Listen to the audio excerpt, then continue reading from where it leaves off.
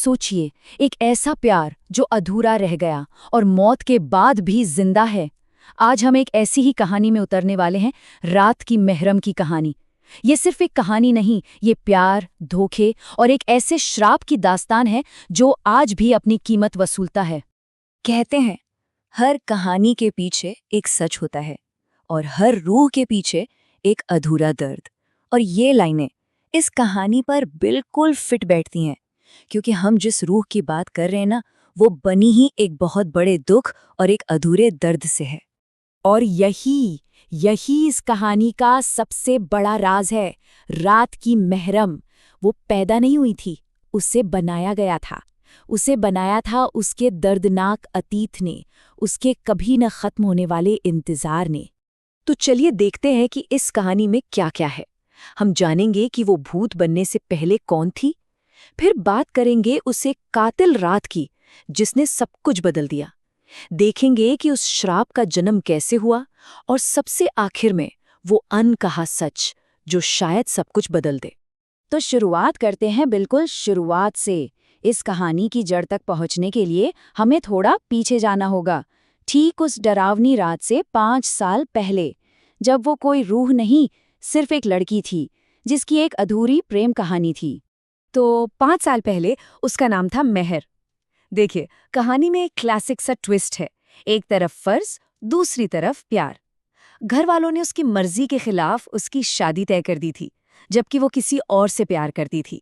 और यही कश्मकश एक बहुत ही भयानक अंत की वजह बनने वाली थी।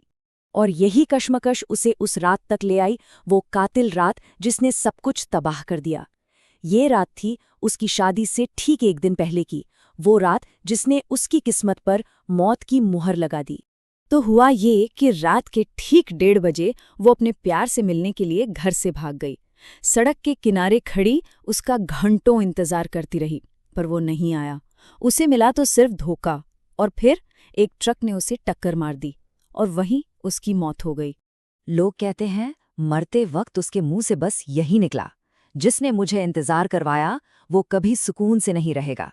ये सिर्फ शब्द नहीं थे, ये एक श्राप था, एक ऐसा श्राप जो उसकी आखिरी सांस के साथ हमेशा के लिए जिंदा हो गया। और देखिए, उस श्राप ने असर दिखाने में ज्यादा वक्त नहीं लगाया। वो लड़का जो उससे मिलने नहीं आया था, वो डर और पछतावे के बोझ तले इतना दब गया कि कुछ ही महीनों बाद उसने खुद अपनी जान ले ली।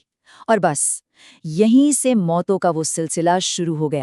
तो जिस जगह मेहर की मौत हुई, बस वहीं से एक श्राप ने जन्म लिया। एक बहुत ही ताकतवर और भयानक श्राप जो हर साल उसी तारीख को अपनी मौजूदगी का एहसास कराता है।